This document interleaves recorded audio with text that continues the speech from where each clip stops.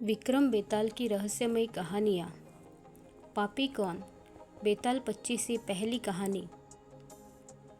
कड़ी मेहनत के बाद राजा विक्रमादित्य ने एक बार फिर बेताल को पकड़ लिया। वह उसे अपने कंधे पर लादकर स्मशान की ओर ले चले। रास्ते में बेताल ने राजा को एक नई कहानी सुनाई। एक बार की बात है, काशी में एक राजा था जिसका नाम प्रताप मुकुट था। उसकी एक संतान थी जिसका नाम वज्रमुकुट था। एक दिन वज्रमुकुट दीवान के बेटे के साथ शिकार करने जंगल गया। काफ़ी घूमने के बाद उन दोनों को एक तालाब दिखा जिसमें कमल खिले थे और हंस उड़ रहे थे। दोनों दोस्तों ने वहां रुककर तालाब के पानी से हाथ मुंह धोया और पास ही बने महादेव के मंदिर में दर्शन करने चले गए। दोनों ने अपने घोड़े मंदिर के बाहर ही बांध दिए। फिर जब दोनों दोस्त दर्शन करके मंदिर से बाहर निकले तो उन्होंने देखा कि तालाब में एक राजकुमारी अपनी सहेलियों के साथ स्नान करने आई है। राजकुमारी को देखकर राजकुमार काफ़ी खुश हुआ। राजकुमार और राजकुमारी दोनों एक दूसरे को देखकर मोहित हो गए, जबकि दीवान का बेटा वही एक पेड़ के नीचे आराम करने लगा।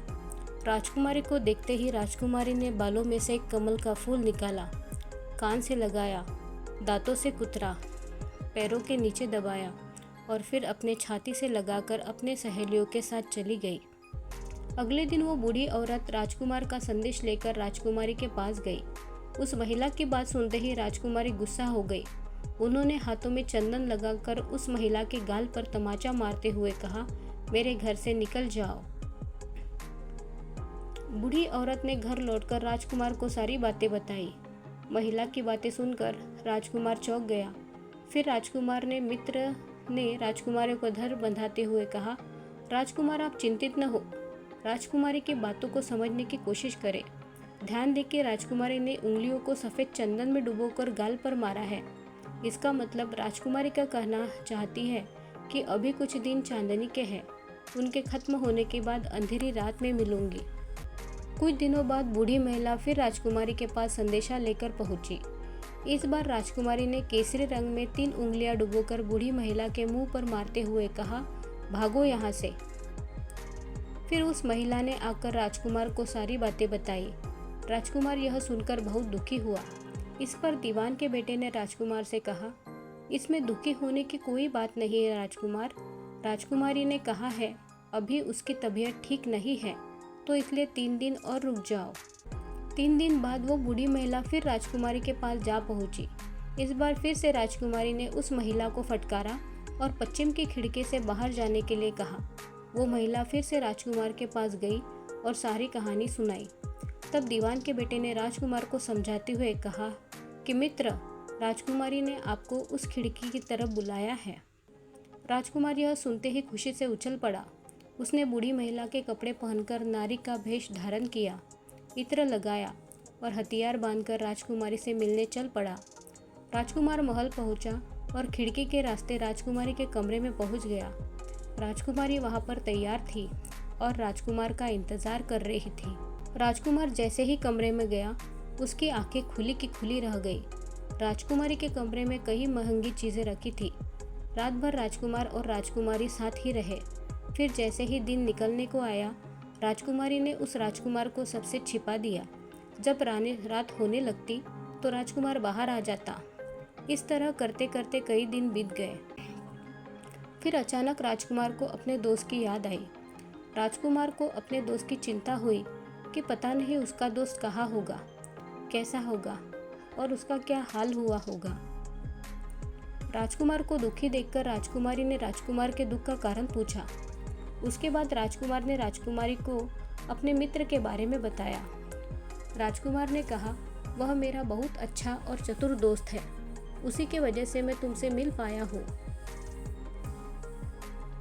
यह सुनने के बाद राजकुमारी ने राजकुमार को कहा, मैं तुम्हारे दोस्त के लिए स्वादिष्ट भोजन बनवाती हूँ, तुम उसे भोजन कराकर और उसे समझाकर वापस आ जाना। फिर राजकुमार खाना लेकर अपने दोस्त के पास पहुँचा। दोनों मित्र लगभग कई महीनों से नहीं मिले थे। मिलने के बाद राजकुमार ने अपने मित्र को सारी बातें बताई। राजकुमार ने कहा, मैंने राजकुमारी को तुम्हारी चतुराई के बारे में बताया। राजकुमारी ने तुम्हारे लिए भोजन भिजवाया है। यह सब सुनकर दीवान का बेटा सोच में पड़ गया। उसने राजकुमार से कहा कि यह तुमने ठीक नहीं किया।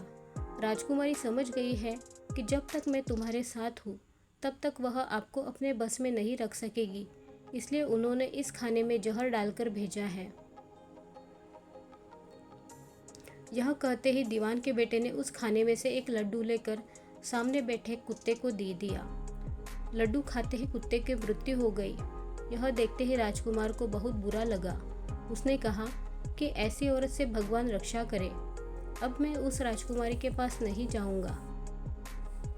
दीवान के बेटे ने राजकुमार से कहा, नहीं, अब कुछ ऐसी तरकीब निकालनी चाहिए जिससे कि हम उसे अपने साथ घर ले जा सके।